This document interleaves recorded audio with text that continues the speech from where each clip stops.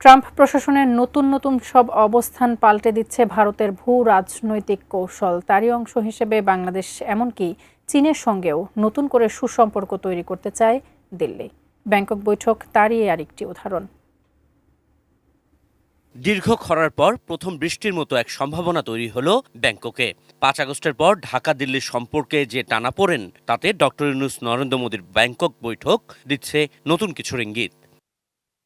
অল্প সময়ের প্রস্তুতিতে হওয়া বিমস্টেক সাইডলাইনের এই বৈঠকে শেখ হাসিনাকে ফেরানো থেকে শুরু করে বাংলাদেশের গণতন্ত্র, নির্বাচন, সীমান্ত অস্বস্তি, নদীর পানি বণ্টন, আঞ্চলিক সহযোগিতা সহ দুই দেশের সম্পর্কের ভবিষ্যৎ পথচলা নিয়েও কথা হয়েছে দুই সরকার প্রধানের।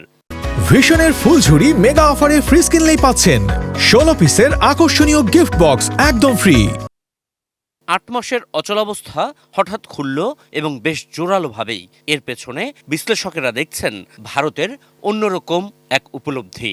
ট্রাম্প যে এই ট্রেড ওয়ার বা ট্যারিফ ওয়ার যেটা শুরু করেছেন, বা ট্যারিফ দিয়ে সারা পৃথিবীর সাথে যেটা, এখন কিন্তু পৃথিবীর এই পুরো বাণিজ্যিক সম্পর্কটা কিন্তু পুনর্বিন্যস্ত হবে। এবং গতকাল কিন্তু ভারতের প্রধান পররাষ্ট্রমন্ত্রী তার যে বক্তৃতা, সেখানে কিন্তু তিনি বলছেন কথাগুলো, তিনি বলছেন এখন সেলফ হেল্পে যেতে হবে, আমাকে আমার অভ্যন্তরীণ ব্যবস্থার দিকে নজর দিতে হবে। তো সেই অভ্যন্তরীণ ব্যবস্থা বা আমার যদি সেলফ হেল্পে দাঁড়াতে হয়, তাহলে আমার প্রতিবেশীকে দরকার, আমার আঞ্চলিক বন্ধু যারা আছে তাদেরকে আমার দরকার।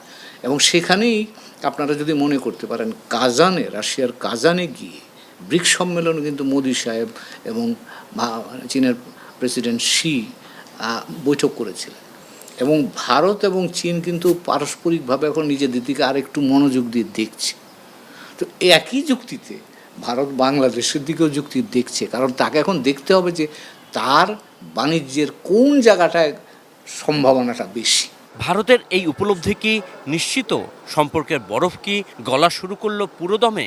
এর উত্তর পেতে অবশ্য অপেক্ষা করতে হবে সামনের দিনগুলোতে। প্রথম একটা ইন্ডিকেটর হবে ভিসাটা উন্মুক্ত হচ্ছে কিনা, তাহলে আপনি বুঝতে পারবেন যে হ্যাঁ হচ্ছে একটা মানে একটা এভলিউশন বা একটা ডেভেলপমেন্ট হচ্ছে। বাংলাদেশ ভারত সম্পর্কে এখন সবচেয়ে বেশি স্পর্শকাতর যে ইস্যু, সে বিষয়ে আলোচনা করেছেন দুই সরকার প্রধান, সেটা নিশ্চিত। কিন্তু এরকম একটি সম্ভাবনাময় বৈঠকের পর এই বিষয়ে প্রকাশ্যে এখনই অন্তত কথা বলতে চায় না ভারত। इस समय इस विषय पे कुछ और कहना मेरे लिए उचित नहीं होगा। বিক্রম মিশ্রের এমন উত্তর বলে দিচ্ছে ঢাকা দিল্লির সম্পর্কে সামনে নতুন পথচলা দেখছে ভারত। সব থেকে গুরুত্বপূর্ণ বিষয় যেখানে ম্যাডাম হাসিনার এক্সট্রাডিশন নিয়ে কথা হয়েছে, আমার ধারণা ভারতবর্ষের সরকার এক্সট্রাডিশন ট্রিটি যেটা ইন্ডিয়া অ্যান্ড বাংলাদেশ গভর্নমেন্টের মধ্যে আছে, সেটাকেই বজায় রাখার চেষ্টা করবে এবং সেটাকেই মাথায় রেখে এগোনোর চেষ্টা করবে। আশিকুর রহমান অপু, এটি নিউজ, ঢাকা।